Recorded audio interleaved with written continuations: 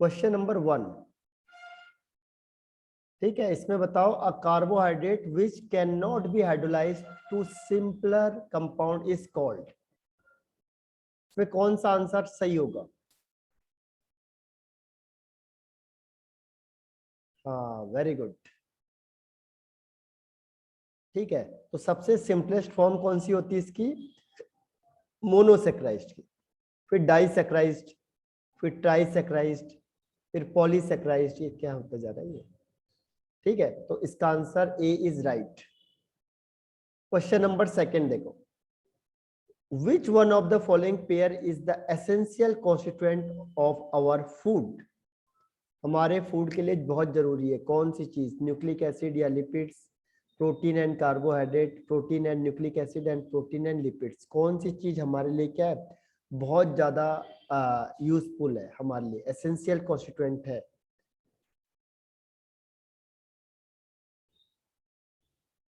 कौन सा टिक करोगे आप answer?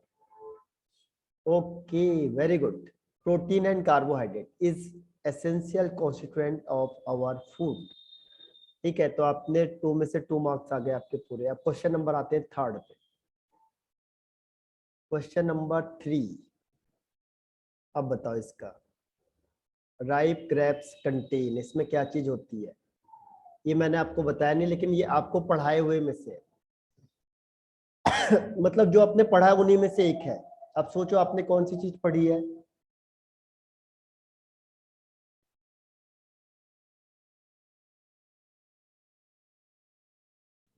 Very good, glucose. Glucose is the right answer. हो क्या रहा है ये, अपने आप काहे को जा रहा है? इसको क्या हो गया भाई? अब question number 4, which of the following structures correctly represent the glucose. मैंने आपको स्ट्रक्चर बताया था, अब बताओ इनमें से कौन सा है जो करेक्टली रिप्रेजेंट करता है ग्लूकोज को?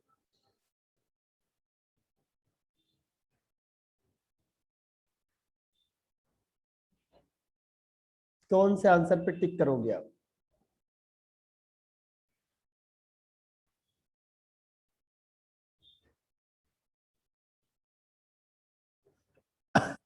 विच of the following structure correctly represent the glucose? Okay,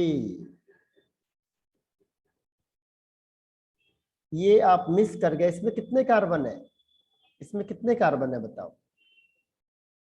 how many carbon atoms are there? Sir, 3. 3 है। और कितने होते हैं ग्लूकोज में? 6. 6। तो फिर तो गलत हो गया। अंकित, लेट ज्वाइन हुए आप। बताओ इनमें से कौन सा आंसर है जो ग्लूकोज को रिप्रेजेंट करता है? अच्छा, श्वेता और अंकित।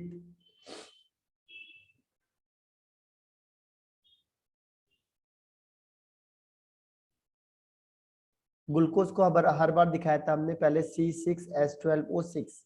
उसके बाद इनमें से कौन सा है जो ग्लूकोज को रिप्रेजेंट करेगा? इसका आंसर है, श्वेता ने बिल्कुल सही बता दिया, बी इज द राइट। हाँ, अंकित सही आंसर है, B is the right answer. बस ऐसे छोटे छोटे क्वेश्चन आने।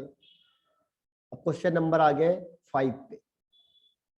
Question number 5, which of the following reaction of the glucose can be explain only by it's cyclic structure. आपको कल बताया था साइक्लिक स्ट्रक्चर का, ठीक है, only by it's cyclic structure. Which of the following reactions of glucose can be explain only by it's cyclic structure? कौन सा answer है जिस पे आप टिक करोगे? ये मैंने आपको बताया था कि साइक्लिक स्ट्रक्चर क्यों होता है और ओपन स्ट्रक्चर क्यों फेल हो गया।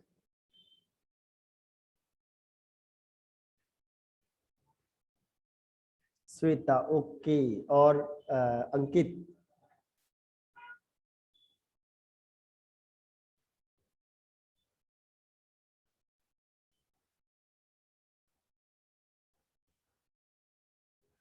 नहीं, ये तो ओपन स्ट्रक्चर बता रहा है, ये तो ओपन स्ट्रक्चर बताता है, तो ये गलत हो गया आपका। ठीक है, ये गलत हो गया आपका। इसमें से जो आंसर है आपका, वो आंसर है जो श्वेता ने सही दिया। ठीक है, श्वेता का आंसर बिल्कुल सही है।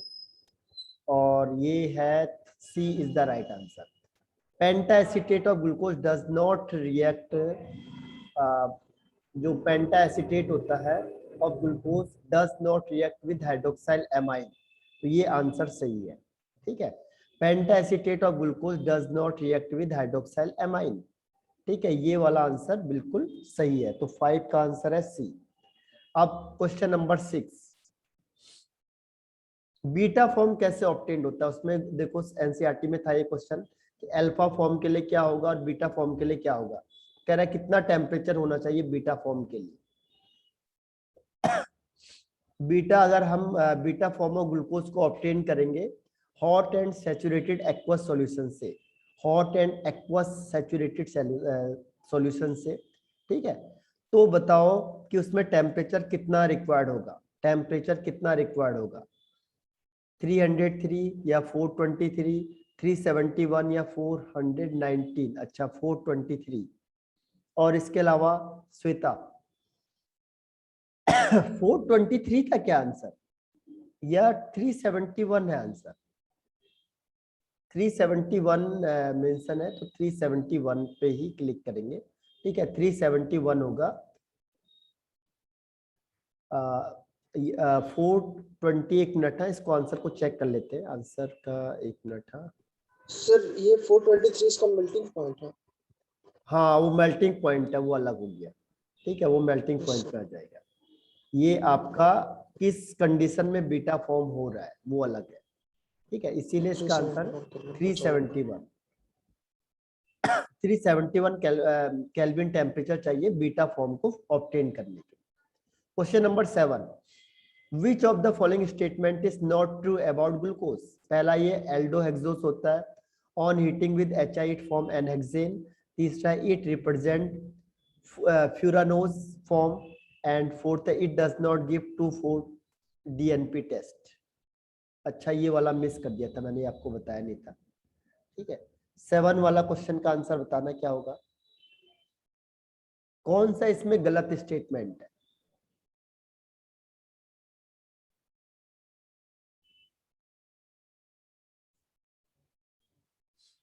No answer? सर तुक्का सर है डी ये का तो वाला। पता नहीं, सी हो सकता है। हाँ, तो कोई भी चिक लगा के देखो। Sir okay, C is the right answer, क्योंकि फ्यूरानोज कहाँ से होगा? फ्यूरानोज तो फ्रक्टोज में होता है। फ्रक्टोज में फ्यूरोन से, फ्यूरोन किससे बनता है? फ्रक्टोज से बनता है। और इसमें क्या होता है? इसमें होता है पायरानोज। ग्लूकोज में क्या होता है? पायरोन से बनता है, पायरानोज। ठीक है, पायरानोज होता है ग्लूकोज में और फ्रक्टोज में होता है फ्यूरानोज। तो it present furanose form is wrong. अब क्वेश्चन नंबर आते हैं 8 पे। अब ऐसे ही क्वेश्चन आंसर होंगे हर एक चैप्टर वाइज। ठीक है, अब देखो ये बोला डी फॉर्म फ्रक्टोज का कौन सा रिप्रेजेंट करता है? डी फॉर्म आपको बताया था फ्रक्टोज के लिए भी ओपन चेन का, कौन सा इसमें से सही आंसर होगा? फ्रक्टोज का ओपन स्ट्रक्चर मैंने बताया था आपको, इसमें से कौन सा राइट लग रहा है आपको?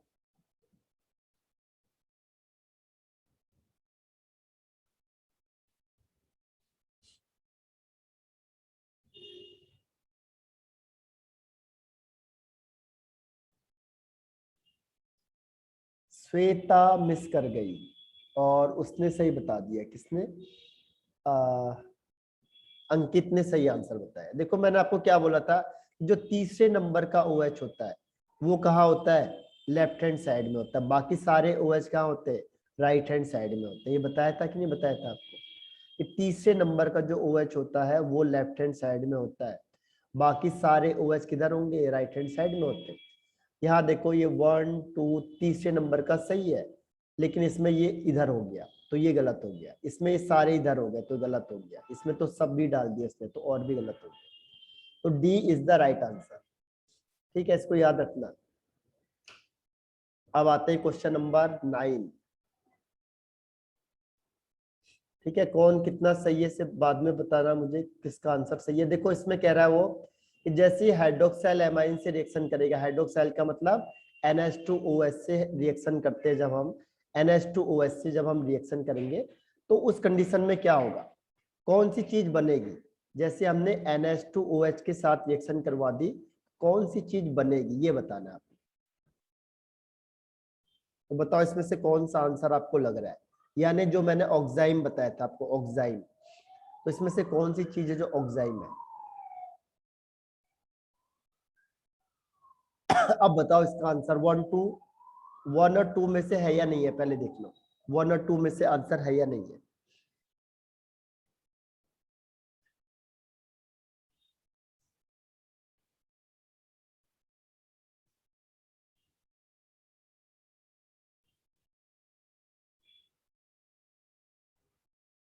देखो ग्लूकोज में टॉप में डिफरेंट है, बाकी तो नीचे वाला सेम होगा। तो इनमें से आपको आंसर लग रहा है नहीं लग रहा है? आगे बढ़ जाऊं मैं, 3 4 दिखाऊं? 3 4 दिखाता हूं आपको, इनमें से बताओ कौन सा सही होगा ये 3 4 में से। अब बताओ।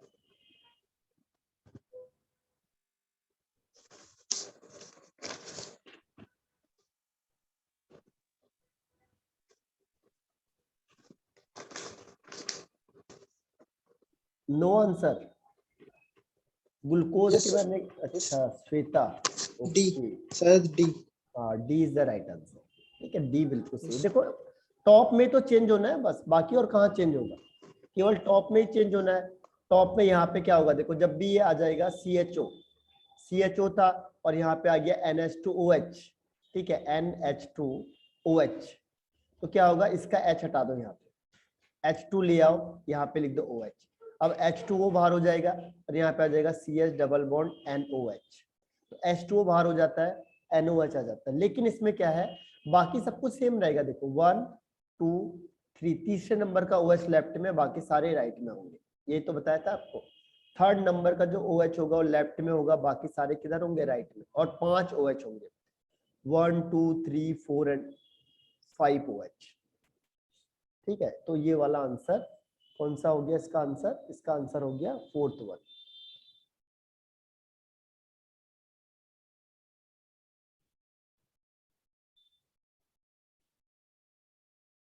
ठीक,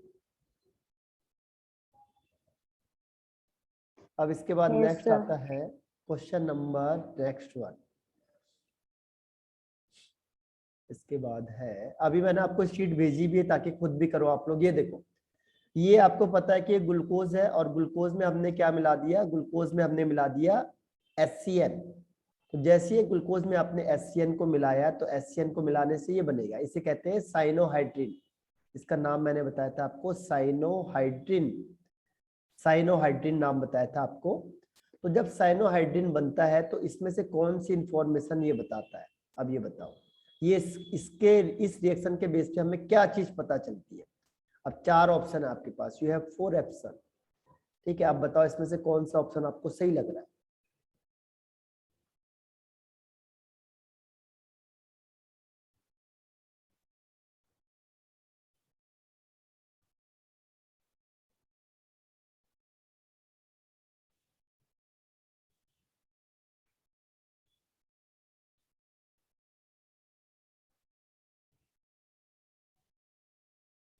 कौन सा आंसर पे टिक करोगे आप लोग?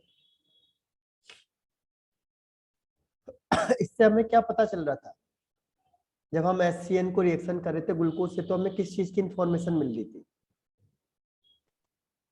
Sir. Carboxylic group. कौन सा ऑप्शन होगा इन चारों में से? D, sir. D, okay Shweta, हाँ डी। और श्वेता आप बताओ कौन सा लग रहा है आपको? Okay, D is the right answer. इससे हमें देखो, क्योंकि वो कहाँ रिएक्शन कर रहा है, वो कार्बोनाइल पे तो रिएक्शन कर रहा है। ठीक है, जब भी आपने C डबल बॉन्ड O बना दिया, तो C डबल बॉन्ड O बना दिया, इसका मतलब क्या हुआ, जब आपने C डबल बॉन्ड O बना दिया तो ये यहीं पे तो रिएक्शन कर रहा है, बाकी तो और कहीं कर ही नहीं रहा है। ठीक है, जब हम HCN को रिएक्शन करते तो ये कहाँ पे अटैक कर रहा है, H जा रहा है इसके पास, CN जा रहा है, तो इसका मतलब ये कार्बोनाइल ग्रुप, CO मतलब कार्बोनाइल ग्रुप, तो ये कार्बोनाइल ग्रुप के बारे में बताता है। तो D is the right answer. अब क्वेश्चन नंबर 11 पे आ जाओ। क्वेश्चन नंबर 11, क्वेश्चन नंबर 11 क्या कहता है, ये है, जैसे ब्रोमीन वाटर में डालेंगे तो क्या होगा? ये मैंने स्ट्रक्चर का आपको बताया था, ये पूछा जाता है, काफी इंपॉर्टेंट है। तो जैसे ग्लूकोज है, डी ग्लूकोज, देखो डी ग्लूकोज आता है, डी आपको पता है कि डी किसके लिए यूज होता है, D glucose is treated with Br2 water, यानी ब्रोमीन वाटर के साथ रिएक्शन करेंगे तो क्या चेंज होगा, बताओ। ये 4 ऑप्शन है आपके पास, कहाँ पे चेंज हो जाता है एक, ये देखो बस।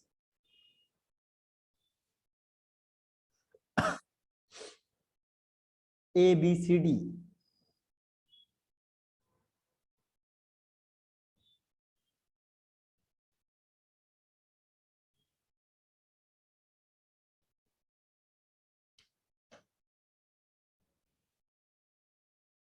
No answer. चलो मैं बता देता हूँ इसका आंसर आपको। इसका आंसर है, अरे जो ये किसके लिए होता है, ब्रोमीन वाटर का जो टेस्ट होता है, ब्रोमीन वाटर का टेस्ट किसके लिए होता है, ब्रोमीन वाटर का टेस्ट होता है कि इसमें एल्डिहाइड ग्रुप प्रेजेंस है या नहीं है, कौन सा ग्रुप एल्डिहाइड प्रेजेंट है या नहीं है। तो ये एल्डिहाइड ग्रुप को किस में चेंज कर देता है, एसिड ग्रुप में। ये एल्डिहाइड ग्रुप को किस में चेंज कर देगा, एसिड ग्रुप में। जहां पे एल्डिहाइड है वहां पे क्या हो जाएगा, एसिड हो जाएगा। अब यहाँ देखो, यहाँ एल्डिहाइड है तो क्रॉस हो गया, यहाँ एसिड है, यहाँ भी एसिड है, लेकिन यहाँ पे 2 एसिड हो गए तो इसीलिए ये भी क्रॉस हो गया। तो एक ही आंसर है हमारे पास, B is the right answer. अब इसमें देखो, बी में इसमें तीसरे नंबर में OH होता है जो लेफ्ट में होगा, बाकी सारे OH कहाँ है, राइट हैंड साइड में, बाकी सारे OH राइट हैंड साइड में मिलेंगे। तो ये आपका बन गया कौन सा, ग्लूकोनिक एसिड, जो आप कल बता रहे थे ग्लूकोनिक एसिड, तो यही तो है ग्लूकोनिक एसिड। तो ग्लूकोनिक एसिड यही होता है, जब ब्रोमीन वाटर डालते हैं ग्लूकोज में तो ग्लूकोनिक एसिड बनता है, तो उसमें एसिड इसकी वजह से होता है। ठीक है, तो ये क्वेश्चन नंबर 11 का बी आंसर। अब 11 के बाद 12 क्वेश्चन, 12। अब बताओ क्या लिखा है इसमें, name the product which is formed by oxidation of glucose and gluconic acid with nitric acid. देखो नाइट्रिक एसिड के साथ रिएक्शन करेंगे तो क्या बनता है, ये कल मैंने पूछा था, आप लोगों ने आंसर भी बताए थे, आज भूल गए आप लोग सब, याद नहीं अब कुछ। ओके श्वेता, हाँ श्वेता ने इसका आंसर बताया था पहले।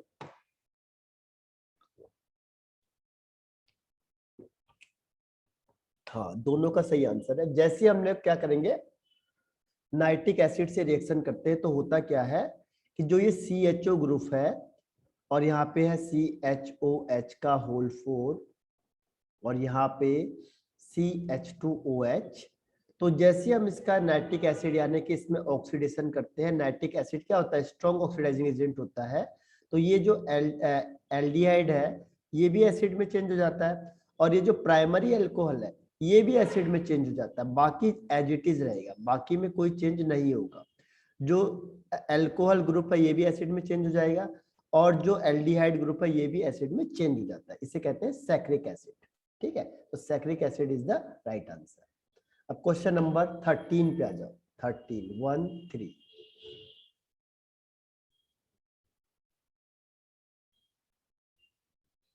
अब देखो लिखा है the spatial arrangement of different OH group in a molecule is given as, choose the correct option with the name for the, किसका क्या नाम है। अभी देखो हमने सारे नाम डिस्कस कर दिए, आपके सामने मैंने सारे नाम बताए थे, किसका क्या नाम है, किसका क्या नाम है, स्ट्रक्चर भी बता दिया। अब वही चीज उसने पूछ लिया, ABCD में से बताओ जरा। अब वही चीज है जो मैंने अभी आपको सारे स्ट्रक्चर भी बता दिए। अब देखो ये 1 से D तक का है, मैंने आपको स्ट्रक्चर से ही सारे नाम बताया, उसने यही चीज दे दी आपको, तो बताओ कौन सा आंसर आपको सही लग रहा है। पहला ग्लूकोनिक एसिड, ग्लूकोज और सैक्रिक एसिड में से कौन सा कौन है, ABC यानी 1 2 3, which one is correct. Okay Ankit and Shweta दोनों के अलग अलग आंसर है, तो चेक करते हैं पहले अंकित का आंसर को।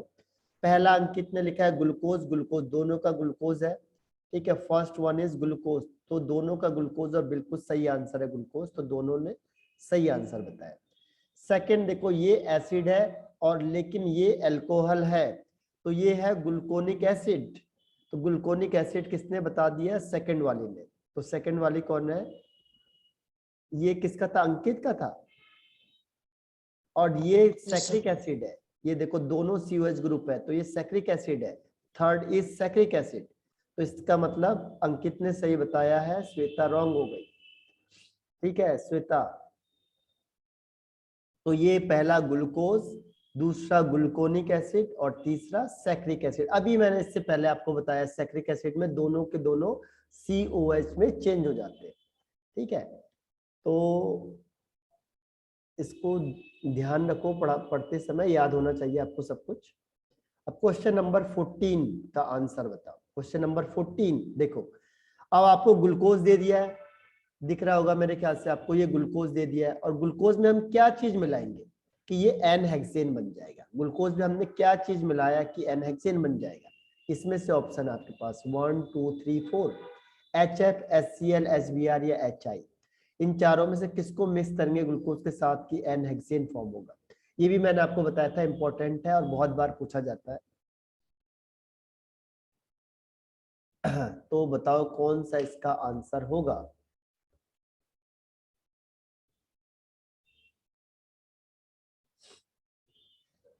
ओके अंकित, श्वेता बताओ। आप तो पिछड़ गई, अब श्वेता पीछे हो गई आप। ठीक है, अभी मैं 14 वाला क्वेश्चन। 14 वाला क्वेश्चन है कि ग्लूकोज में आप क्या मिलाओगे कि एन हेक्सेन बन जाएगा। और सर ये मुझे नहीं दिख रहा, थोड़ा ऊपर कर दो, थोड़ा सा ऊपर कर दो इसे स्क्रीन को। अच्छा, स्क्रीन को ऊपर कर दे, ये लो ये लो। 14 वाला क्वेश्चन नहीं दिख रहा आपको? बताओ किधर को करूं, इसे नीचे या ऊपर? ग्लूकोज में आप क्या मिलाओगे, देखो चार ऑप्शन में खुद ही बता रहा हूं आपको। ग्लूकोज में आप क्या मिलाओगे कि एन हेक्सेन बन जाएगा। पहला HF, दूसरा HCl, तीसरा HBr और चौथा HI। कौन सा आंसर टिक करोगे आप?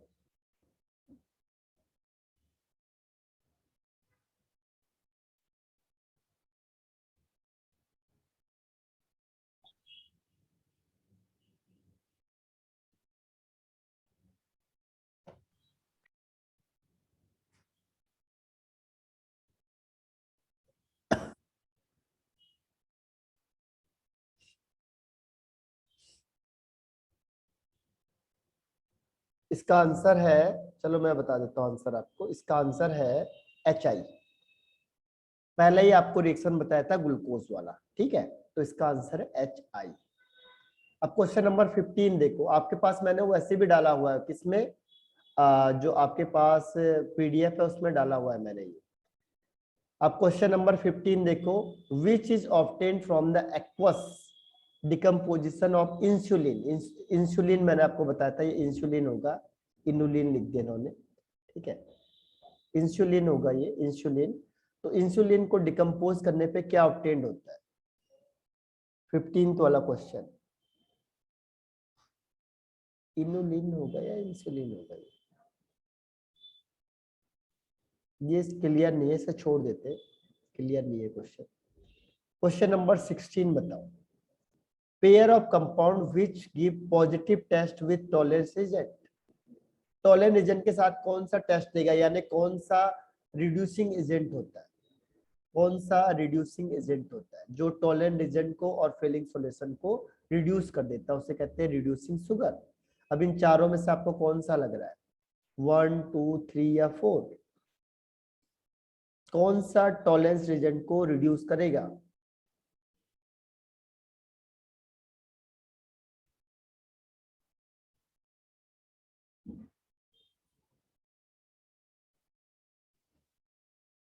All of the above. Okay Ankit, इसके अलावा श्वेता नहीं, मिस कर गया आप लोग। इसमें से सुक्रोज नहीं कर पाता है, सुक्रोज नहीं करता है। सुक्रोज में क्या होता है कि जो इसका जो फ्री पार्ट होता है वो बाउंडेड हो जाता है, इसीलिए सुक्रोज कभी भी टॉलरेंस एजेंट को नहीं कर सकता है। सुक्रोज के अलावा बाकी सारे जो डाई सैकराइड होते हैं वो कर देते हैं, सुक्रोज नहीं कर पाता। इसमें फ्रक्टोज और ग्लूकोज कर पाते हैं बस। ठीक है, तो इन्होंने बी और सी दोनों का सेम ऑप्शन दे दिया है, सेम ऑप्शन आ गया है, इसमें कुछ कहीं ना कहीं मिस्टेक होगी।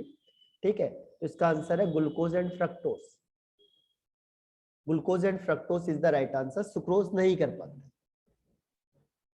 अब क्वेश्चन नंबर आ जाओ नेक्स्ट।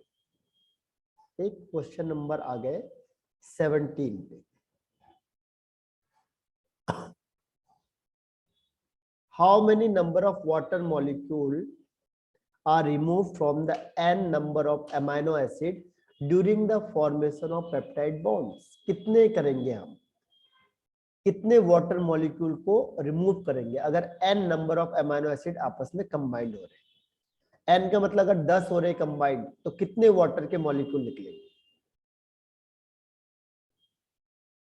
क्वेश्चन घुमा के दे दिया इसने।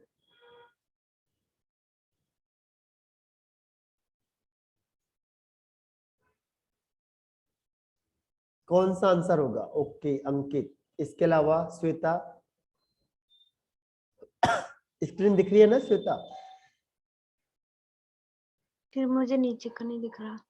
ओह, ये ब्लैक ब्लैक हो गया ना एक तो। अब दिख रहा है, अब दिख रहा दिख है। रहा है, चलो आप बताओ।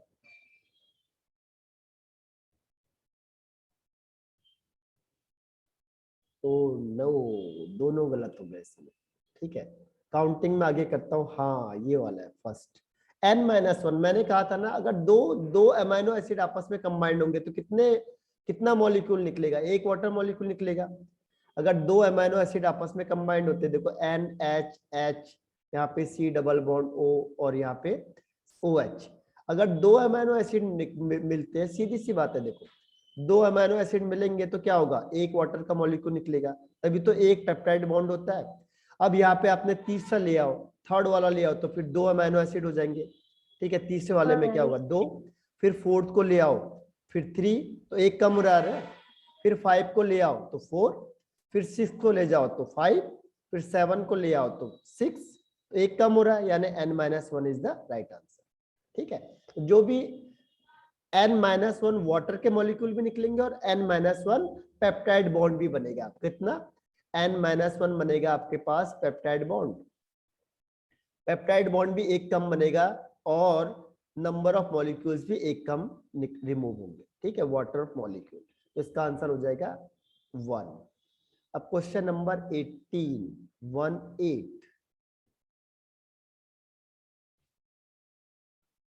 ट्राइपेप्टाइड इज composed equally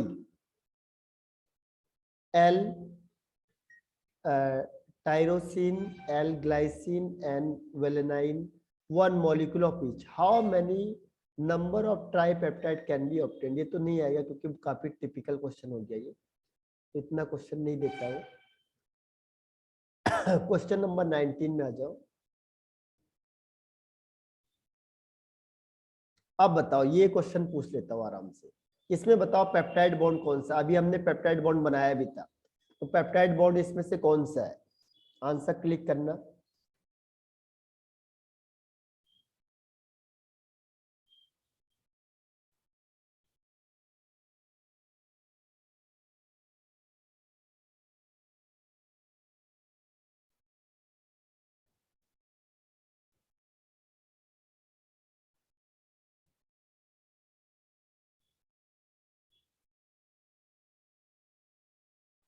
बताओ ये कौन सा आंसर होगा? तो बहुत आसान सा क्वेश्चन है, अभी हमने पेप्टाइड बॉन्ड बनाया था, अभी इससे पहले ही है।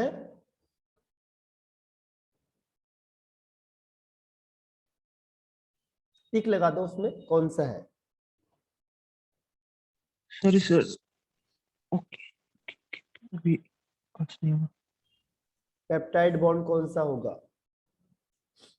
तो बहुत आसान सा क्वेश्चन है श्वेता। ओके, आपको बताया था मैंने पेप्टाइड बॉन्ड के 2 से 3 डेफिनेशन बताई थी, मैंने कहा इसमें से कुछ भी आ सकता है।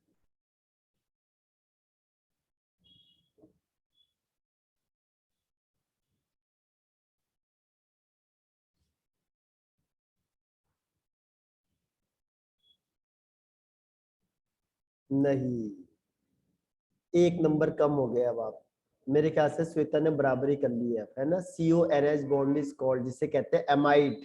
मैंने आपको बताया इसे कहते हैं एमाइड। ध्यान रखना, CONH2 बॉन्ड एमाइड होता है। तो इसमें कौन सा फंक्शनल ग्रुप होता है? प्रोटीन में एमाइड फंक्शनल ग्रुप होता है। और पेप्टाइड बॉन्ड होता है CONH bond is called peptide bond. बाकी ये तो गलत है और ये तो बिल्कुल ही गलत है। ठीक है, तो इसमें CONH bond is called peptide bond. और ये कौन सा फंक्शनल ग्रुप हो गया? एमाइड वाला। याद करना है क्योंकि अब हम लोग रिवीजन में आ गए हैं। अब आपको यहाँ से पूरा याद होना चाहिए, बिल्कुल एक्यूरेट सारा। अब ये कह रहा है देखो कि which one of the following is the correct representation of tripeptide. Tripeptide का कौन सा है बताओ। अभी हमने कहा था ट्राइपेप्टाइड मतलब 3, ट्राई का मतलब आप समझ गए होंगे ट्राइपेप्टाइड। आप इसमें सब दिख रहा है आपको कोई सा, तो आपको ये बताना है ट्राइपेप्टाइड कौन सा होगा। सर मुझे नहीं दिख रहा। अब दिख रहा है इन तीनों में से, चारों में से ABCD। ट्राइपेप्टाइड का मतलब क्या हुआ, अब दिख रहा है श्वेता, बताओ।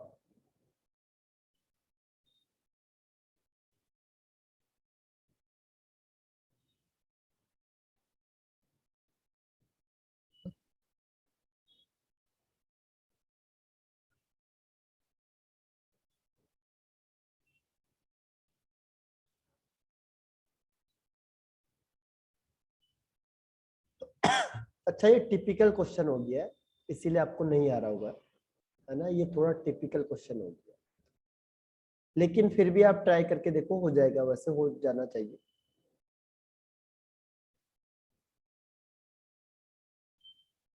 सर थोड़ा सा नीचे कर दो, क्वेश्चन देखना है।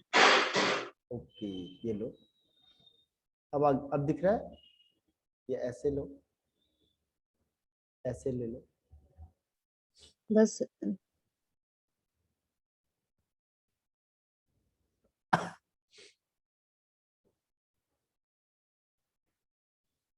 तो अब तो टेक्नोलॉजी, हाई टेक्नोलॉजी दे, देखो इतना जो बेटर चांस है, नहीं आप लोगों ने मिस कर दिया, पर टेक्नोलॉजी का गलत फायदा उठा दिया आपने, गलत आंसर देके, है ना। इतनी अभी तो 3D में आएगा, ये 3D में जब आपको दिखेंगी चीजें कैसे कैसे दोनों मिक्स होके क्या चीज बन रही है, तो अब ये 3D में आने वाला है धीरे धीरे करके। तो ये रॉन्ग हो गया, कैसे हो गया देखो, यहाँ पे CH3 चलो आपने लगा दिया, CONH बॉन्ड हो गया और ये CONH बॉन्ड हो गया, तो बिल्कुल सही है, लेकिन NH के बाद COH कहाँ आता है।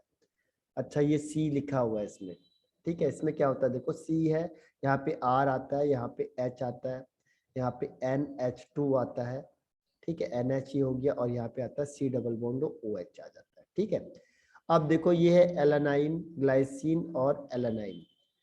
तो दिक्कत क्या होती है कि हाँ अभी आपको ये चीज पता नहीं है, ठीक है, इतना डीप भी नहीं आता है क्वेश्चन वैसे, ठीक। तो इसमें क्या होता है, यहाँ से OH निकलता है और यहाँ से H निकलता है, तो H2 यहाँ से बाहर हो जाता है बीच वाले से। तो इसके अकॉर्डिंग ये आंसर है जो इसका 4th one is the right answer. Okay sir. Answer है जो वो करेक्ट है।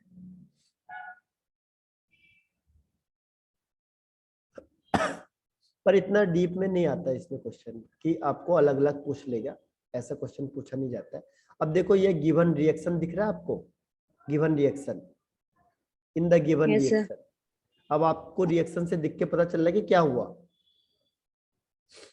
इससे क्या हुआ देखो, वाटर मॉलिक्यूल निकल गया, यहाँ से क्या निकलेगा OH और यहाँ से क्या निकलेगा H, HOH दोनों बाहर हो गए, बाकी एज इट इज रहेगा। देखो ये NH2 CH2, देखो ये NH2 CH2, फिर CO, फिर ये CO, ठीक है। उसके बाद फिर कि यहाँ पे क्या बच गया, NH बच गया, ये CH है तो ये CH है, इसमें CH3 लगा, यहाँ CH3 COH।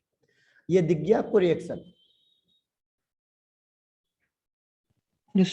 अब इसमें इसके बेस पे उसने क्या क्वेश्चन पूछा, देखो इसके बेस पे उसने क्या क्वेश्चन पूछा हुआ है, name the dipeptide which is formed in the above reaction. अच्छा फिर उसने वही पूछ लिया, ठीक है, ये नहीं पूछता, इतना ज्यादा डीप में क्वेश्चन को नहीं पूछता है, फिर इसने ये पूछता चला जा रहा है, एलानाइन, ग्लिसरीन, इसको छोड़ दो, ये तो नहीं पूछता आपसे इतना। ये बताओ the simplest amino acid is, इसमें से सिंपलेस्ट कौन सा होगा।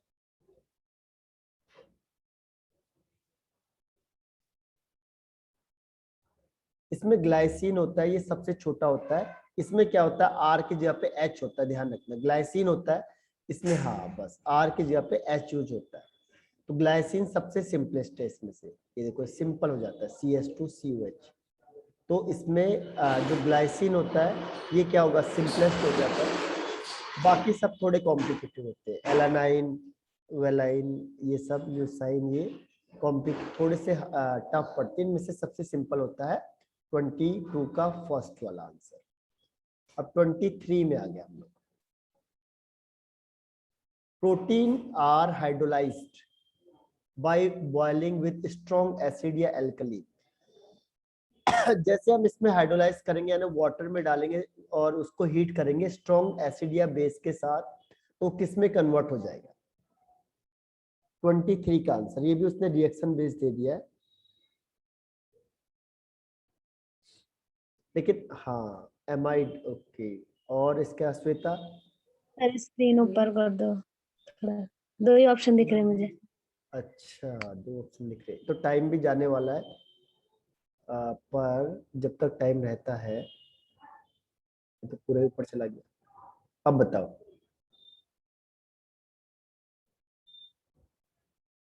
अभी भी नहीं दिख रहा। अब नो सर, मैं दोबारा ज्वाइन करती हूँ। हाँ, रिज्वाइन करो। अब रिज्वाइन करना है, टाइम भी खत्म हो गया।